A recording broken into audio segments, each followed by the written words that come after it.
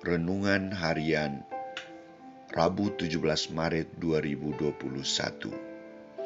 Seperti Bapa membangkitkan orang mati, Putra Manusia juga menghidupkan siapa saja yang dikehendakinya.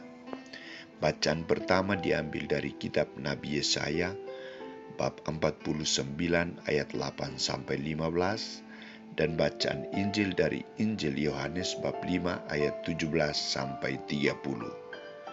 Saudara-saudariku terkasih, seusai pembinaan para calon krisma di salah satu stasi Paroki Santo Konrad Martubung Medan, seorang calon krisma yang berusia kira-kira 15 tahun, kelas 3 SMP, saya sebut saja Roni, cepat-cepat kembali ke rumahnya dan menceritakan kepada orang tuanya tentang kekuatan salah satu sakramen, yakni sakramen orang sakit.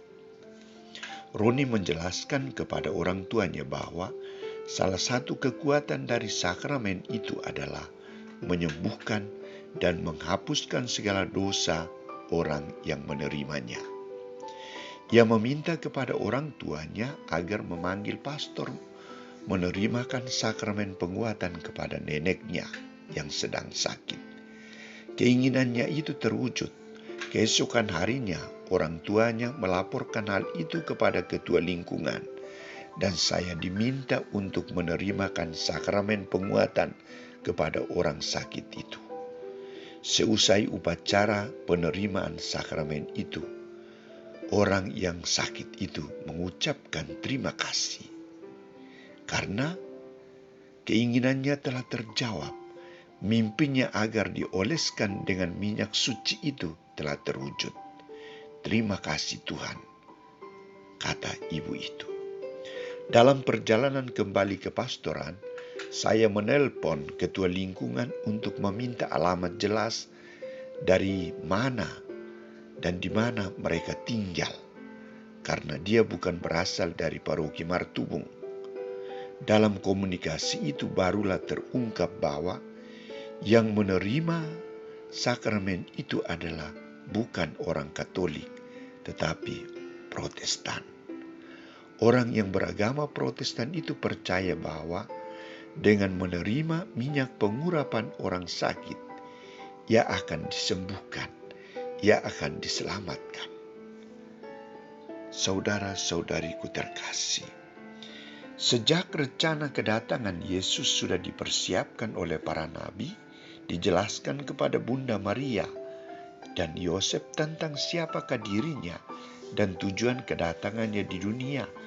Dan ketika peristiwa pembaptisannya, Allah sendiri memproklamasikan Yesus sebagai putra yang berkenan.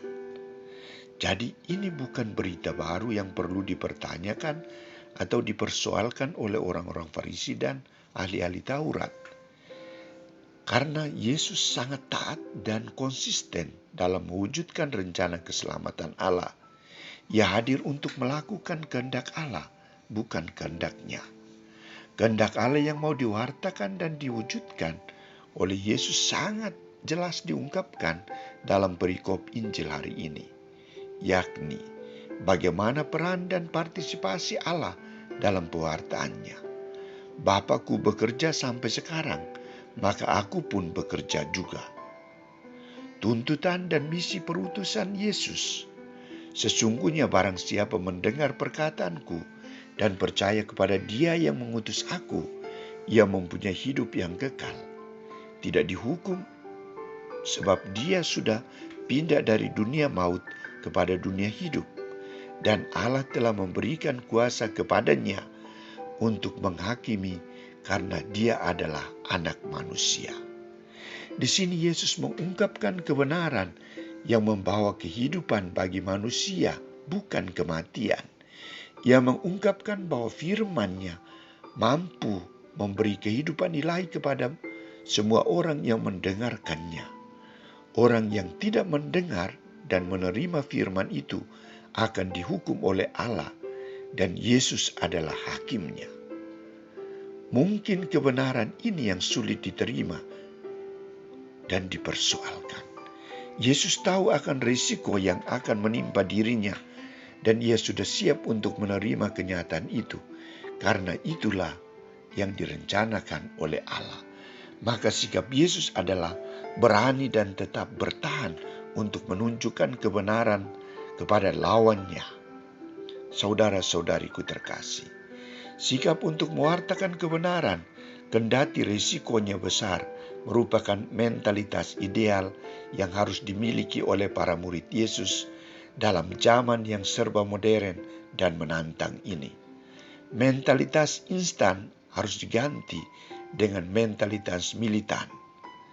Kita harus berjuang untuk mewartakan iman yang benar, kesaksian yang menghidupkan, dan konsisten pada perintah-perintah Allah.